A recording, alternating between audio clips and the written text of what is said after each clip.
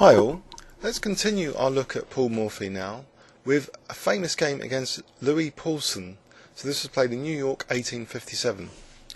So let's remember the Romantic era of chess. If we can equate this to external quality, aesthetics, combination, beauty, all these things which are apparent from chess games without necessarily appreciating the internal principles that the players use, the variations, the massive variations, the technical details, etc.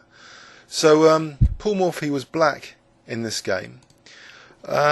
We can assume though some of the principles were looked at by Steinitz when he formulated his theories of when attacks were successful or not.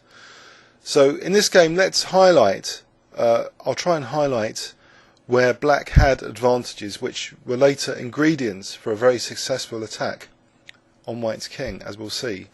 So white played knight c3 here, and after knight f6 we have the four knights variation. So all four knights have been developed before the bishops.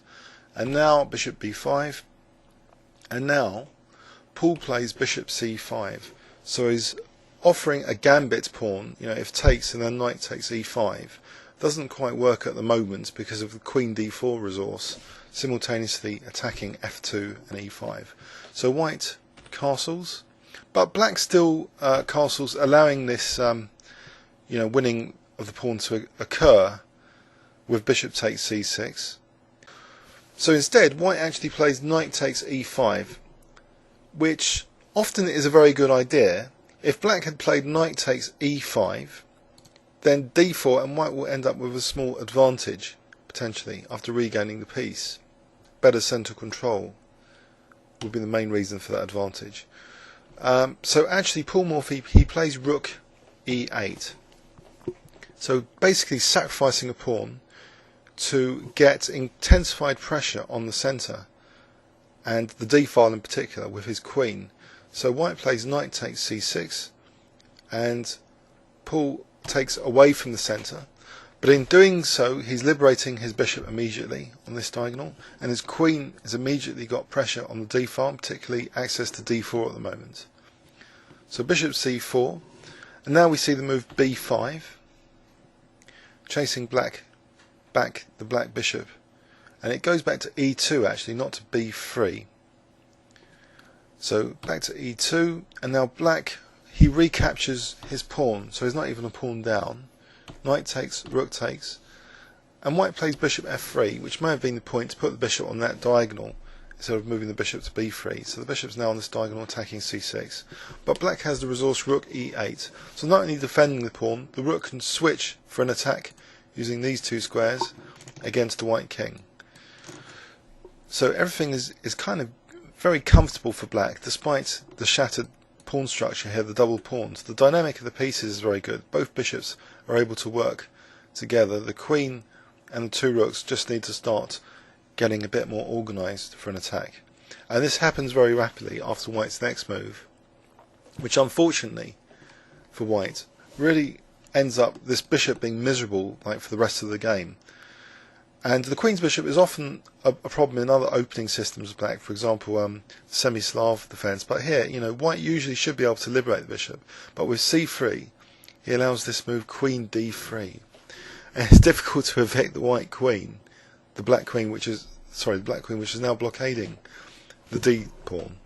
So white tries to also develop his queenside rook, so he plays b4 and now a4. But Paul just takes on a4 and now plays bishop d7. So his other rook is now ready to coordinate to double on the e file, taking possession fully of this file, still for the moment leaving this bishop blocked in. And the a7 pawn is not a problem, protected by that bishop on b6. So white is in real trouble developing his pieces normally. Rook a2, rook a8. And after this move now, queen a6, it seems as though white's offering the trade of queens, and if the queen goes back, then white will try and wriggle out, perhaps with d4, and liberate this bishop finally. So maybe this is what white had in mind, that it will all be okay, because he's going to liberate this bishop with this sort of move, queen a6 later. However, there's a stunning combination now, which apparently Paul Morphy took 12 minutes to check to assure himself that the combination was sound and he had a force win in every variation. That's according to Chernev. So can you guess Paul Morphy's move here if I give you 10 seconds, starting from now?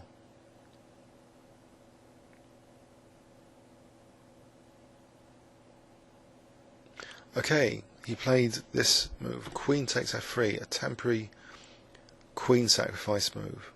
So although in theory greatly down the material, it's the team coordination of these pieces which come into action now against the poor white king. So g takes f3, rook g6 check, king's only got one move. Now we see the move bishop h3. So it's immediately threatening at least the draw by repetition with bishop g2 check, bishop h3 if white wants. And also the natural move rook g1 doesn't quite work here because white could then just get mated. White gets mated with check and check here. Queen would have to move back, then mate. So that's not working.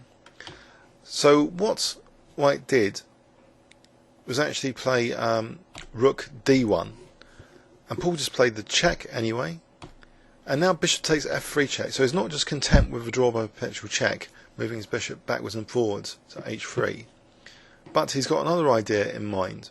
Because this f3 pawn is just now being removed, there's actually a better continuation technically with rook g2. It would have won more quickly than the game, but what Paul Morphy did was very effective as well. He played the check again, then the check to h3, and now he played the move bishop takes f2, and now this threatens actually bishop g2 mate. So the only way which white can stop this bishop g2 mate is to play queen f1. So Paul Morphy, he took the queen, then he played rook e2, and there's still some nasty problems here for white. Still white cannot move this d pawn to liberate this poor bishop, still left at home on c1. What white played was actually rook a1, and now we see rook h6, and the coordination of attack against h2 is very strong here. So white's finally able to play the seemingly liberating move d4, only to be rudely awakened with this move, bishop e3, and now both rooks are coordinating on h2. So taking the bishop would just lead to mate. In fact, because of this, white resigned. I'll show you. Bishop takes e3, rook takes h2, so both rooks on the 7th, and now rook e to g2 mate could have been the continuation. So that was the final position. Let's have a quick look in overview and summary. So the four knights game, where black offered a pawn as a gambit, but actually immediately got his pawn back, so it wasn't really much of a gambit in that case, only a structural gambit with his apparently wretched pawn structure. So equal on pawns here. And white committed a really awful looking move. Instead of playing d3 to let his bishop out, he played the move c3. And this gave black a huge positional advantage in that this bishop, stranded at home, unable to be liberated with d4 until virtually the very last move from white. It spelt disaster basically positionally, and Paul Morphy transformed his queen into a unit of destroying the black king position. So he took on a4 here and protected c6 with his bishop, providing that opportunity for white to play queen a6. So maybe he had already sniffed out the combination when he had played bishop d7. So here though, white played rook a2, now rook ae8, and now this move queen a6. And here the beautiful combination, queen takes f3, with at least the draw here, because rook g1's not possible, but there's more available to black. So he plays check, check again, check again, and then bishop takes f2. So with that threat of bishop g2 mate, white has to give back the queen, but still white's still faced with horrible pins still, and now pressure on h2 to top things off. So here white played d4, allowing bishop e3. Hope you enjoyed that game. So it's another example of an aesthetically pleasing game, demonstrating a lot of external quality. Not necessarily brilliant play from white, giving black a series of positional advantages, which lay the seed for the combination to exist. But still, this is a well commented, celebrated game, which I hope you can enjoy. Please leave any comments on YouTube. Thanks very much.